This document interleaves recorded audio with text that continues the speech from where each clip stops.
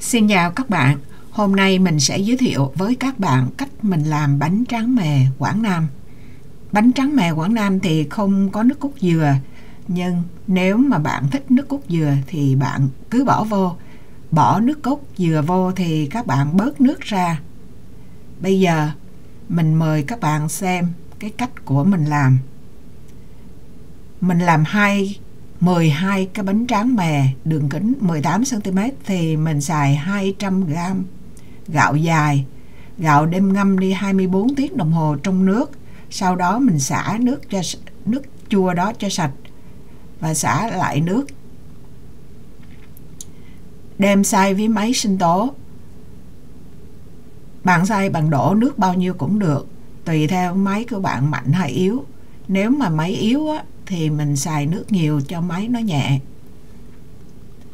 Sau khi xay xong thì các bạn bỏ vô hộp để nó nghỉ 12 tiếng đồng hồ.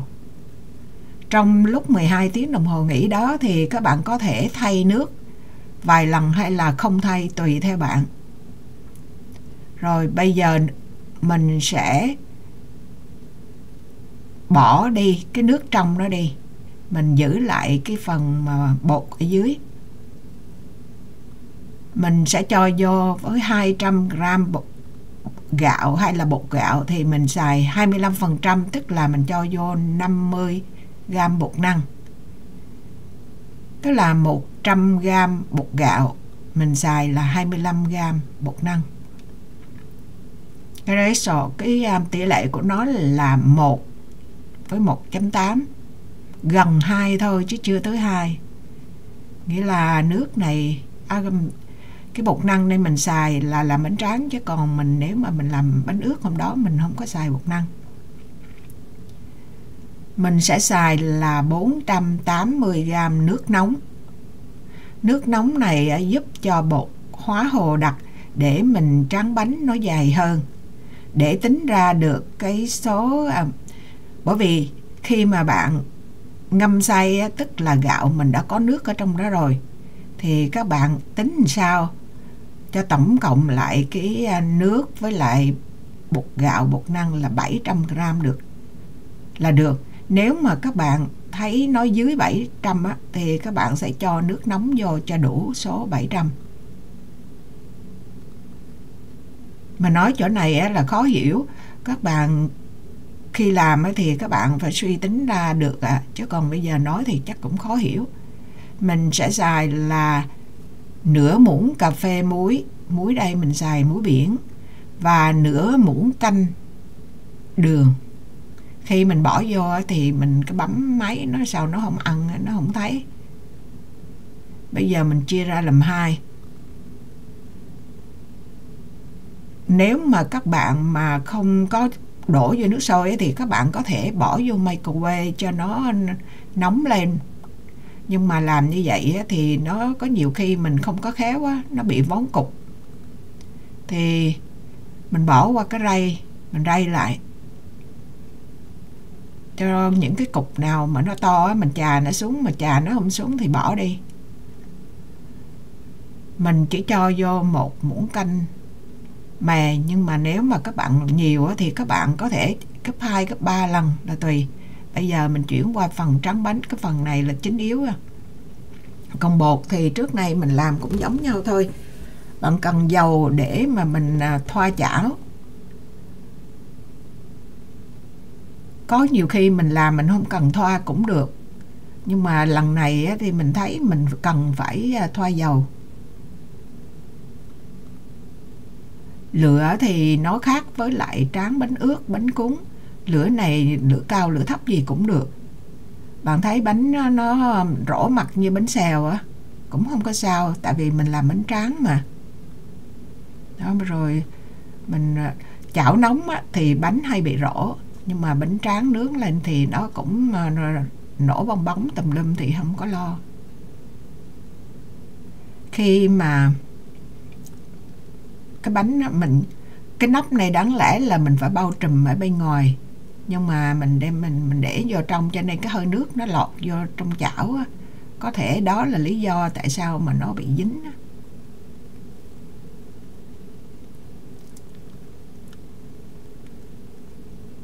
bị rung rinh như gì. Bạn thấy nó hay còn bị dính lại á.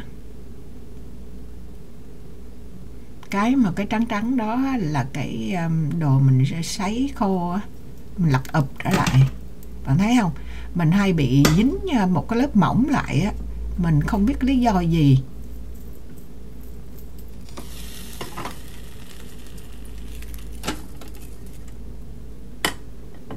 Không biết tại cái chảo ở giữa nóng quá hay lý do gì, không biết, mà chỉ dính ở giữa. Khi mà bạn dỡ cái bánh ra, bạn thấy nó mấy cái viền xung quanh ấy, nó cong lên là dễ cho mình lấy bánh ra, ập xuống là nó lên. Còn nếu mà mình dỡ ra như vậy này, bạn thấy xung quanh nó không cong lên đó, là mình lấy cái cọ đó mình đẩy nhẹ nhẹ xung quanh. Bánh thì cũng giống như các loại mình trắng khung vải hay là trắng đó cũng bị dính một chút xíu lại. Trắng khung vải hay là trắng chảo cũng vậy, đều cần nó phải nổi lên, nó phải tự nó bung ra khỏi cái chảo á, thì bánh mới chín. Cái bánh này mình cũng không có sợ đó là phải chín 100%, ví dụ nó chín cỡ 98% cũng ok, bởi vì sau này mình còn nướng nó lại nữa. Nhưng mà nếu nó không chín á, mình để mình gỡ ra cái nhiều khi nó còn bột á, là cái bánh bị nứt. Thành ra nó chín là tốt hơn. Bạn đổ bạn nghe cái tiếng xèo xèo thấy không? Nếu mà mình làm bánh ướt mà nghe xèo xèo vậy là hư bánh rồi đó. Tại vì cái mặt bánh nó không có láng á. Cái mặt mà tiếp xúc với chảo ở phía trên thì láng, mà ở phía dưới chảo nóng quá cái là nó bung lên á, nó bong bóng lên. Nhưng mà làm bánh tráng như mình nói hồi nãy, làm bánh tráng ok hết. Tất cả trong dụng cụ trong nhà mình dòm thấy cái nào có lỗ là đem ra xài hết à. Tại vì cái này mình không có chắc chồng vô nhau được, mình phải để rời ra luôn. Mình không có xài dầu á, được, cho nên nếu mình chắc chồng vô là nó dính. Lúc thì nó bị gấp mép, lúc thì thế nào. Bạn để ý cái bánh này mình không có quét dầu á, mà mình đẩy ra nó cũng cong cái viền nè. Thành ra không phải là nhờ dầu mà nó cong cái viền đâu. Mình thấy để cái này để chập lại nó cũng. Tại vì mình nói đó, có nhiều khi mình làm mình không có cần quét dầu, bánh cũng gỡ ra dễ. Mình làm hơi ít mà các bạn muốn nó dày đặc lên đó thì tăng mè gấp 2, gấp 3, gấp 4. Đó bạn thấy không? Cái bánh nó xung quanh nó vung lên đó. Rồi cái này bị dính vô rồi.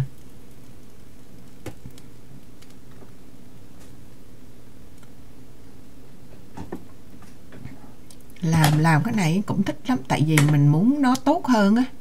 Mình cố gắng mình đứng mình suy nghĩ làm sao không. Ví dụ như bạn thấy không, mình làm cũng gần hết rồi á, mà ụp cái là nó, mình dở tay lên cái nó dính á. Bây giờ phải gỡ nó ra. Mấy cái này phải kiên nhẫn thôi. Mấy cái này mà biểu mang găng tay làm thì vô phương. Tại chụp bên kia, chụp bên này tùm lum. Rồi, tổng cộng 12 cái. Đồ nghề nhà mình thứ gì lỗ mình vớt hết ra. Bữa nay có xài cái mà pizza nữa. Không có xài cái pizza chứ mình có mà mấy cái lỗ có 2 cái. Hết. Còn cái mà che dầu á, dầu văng lên mấy cái lưới cũng cần đem ra xài luôn. Sau một đêm lạnh lẽo, mùa đông mà, nhưng mà mình vẫn phơi được bánh khô là mình để gần những cái chỗ hít ở trong nhà, những chỗ mà phát hơi nóng ra, một đêm là nó khô. Nhưng mà đặc biệt cái bánh mình nó cong cớn thấy ớn luôn á. Các bạn thấy tự nó khi mình trải ra, bạn thấy mình đè nó xuống cho nó dính vô cái lưới, để mà khi mà nó khô khỏi bung lên mà tự nó bung. Rồi bây giờ mình cho vô microwave 30 giây thôi, 2 cái bánh tráng ra là nó giòn rụm luôn. Mình thấy 30 giây thôi. 12 cái bánh này. Rồi.